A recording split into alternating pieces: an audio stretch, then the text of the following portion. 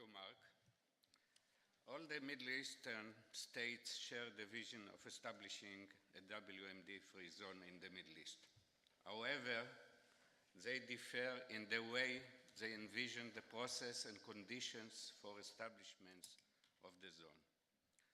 The differences are, of course, a result of their different interests and threat perceptions. Consequently, they differ also in the way they perceive the WMD-free zone, as a goal in itself or as means for a higher goal. The Arab states, led by Egypt, would like nuclear disarmament through general acceptance of the NPT to be the first stage because their main interest is to disarm Israel of what they perceive as its nuclear capabilities. Israel has a much more comprehensive view and a broader agenda, in which the WMD-free zone is only one and probably the last element of the establishment of a cooperative regional security regime.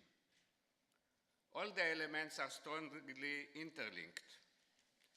You cannot isolate one element and deal only with this element.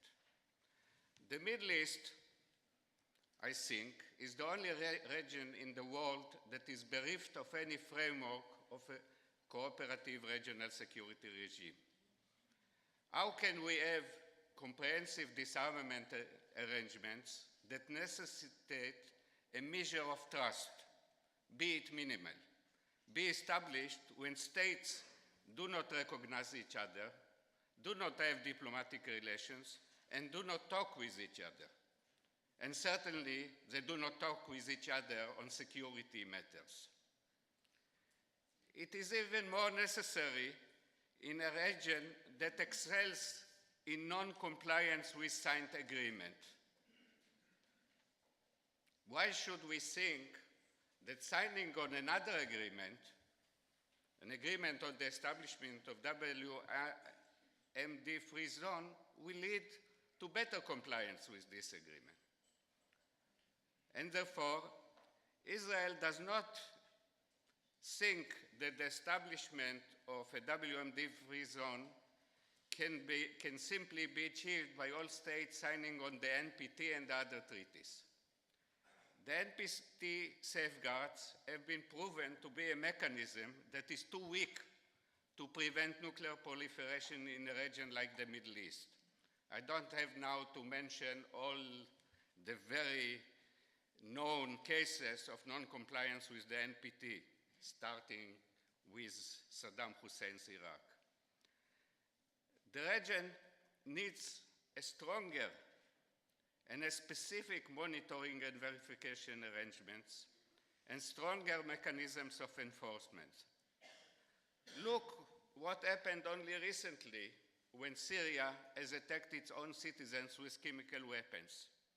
Even these atrocities could not move the UN Security Council to do anything. This disagreement is probably the main reason for the failure to convene thus far the 2012 WMD-free zone conference.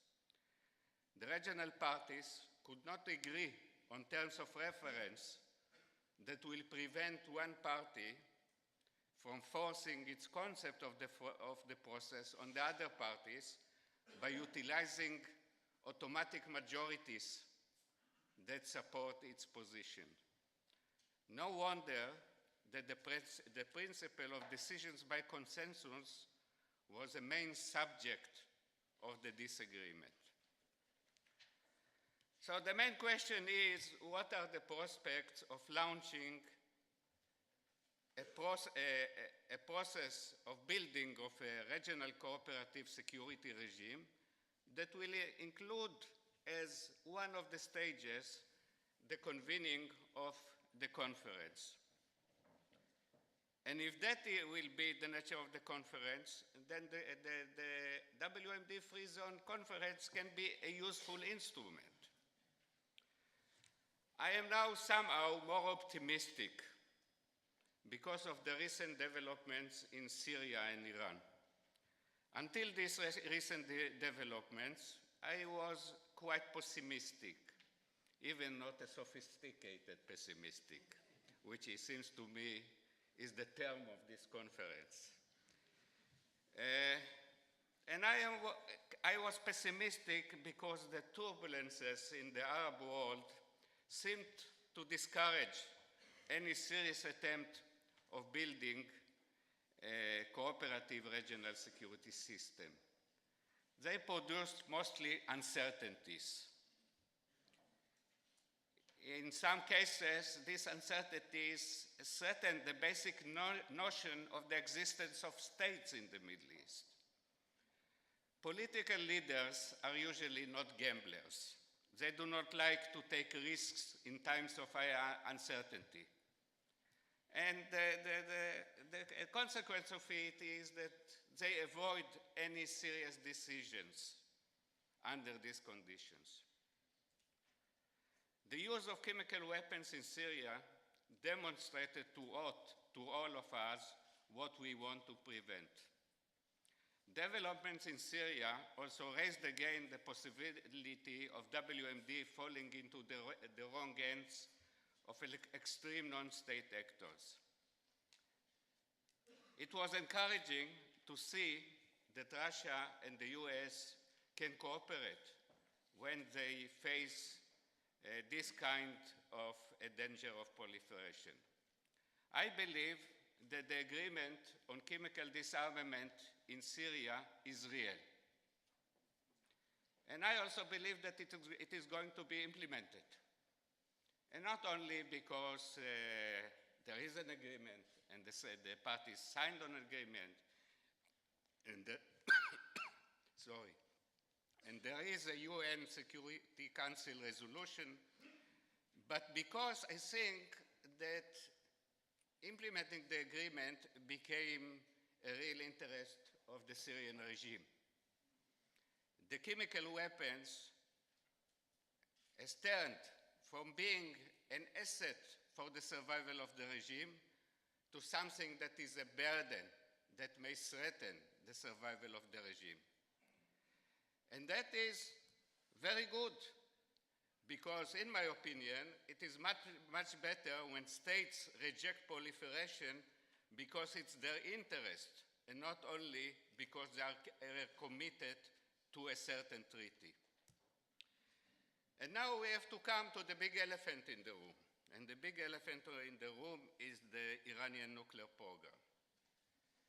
Here also there are reasons for some optimism because of the changes in government in Iran, and because that for now, after a long time of frustration, there is some chance for a diplomatic solution to the Iranian nuclear program.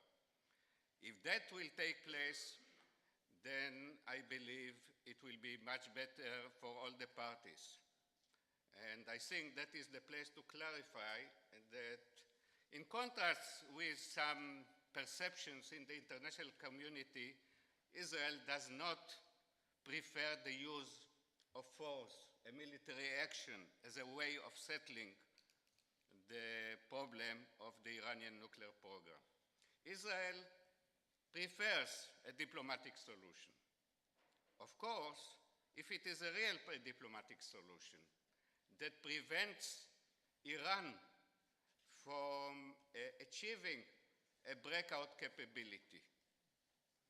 And Iran is very close to breakout capabilities. Actually, there are some experts that argue that it already reached the breakout capability. And the last point that I wanted to make is, I discussed the uncertainties and the feeling of insecurity that were following the turbulences of the Arab awakening. But to finish in some note of optimism, I hope that exactly the same uncertainties and the feeling of insecurity will push at least some of the regional parties to get out of their usually zero-sum game calculations and to think that some more cooperation in security matters can be helpful in a region like the Middle East. And if that will be the case, the Middle Eastern states will need some guidance, some wise guidance. And here I see a role for the EU as well. Of course, the main actor, as usually, will be the United States, but the EU have also an important role. Thank you.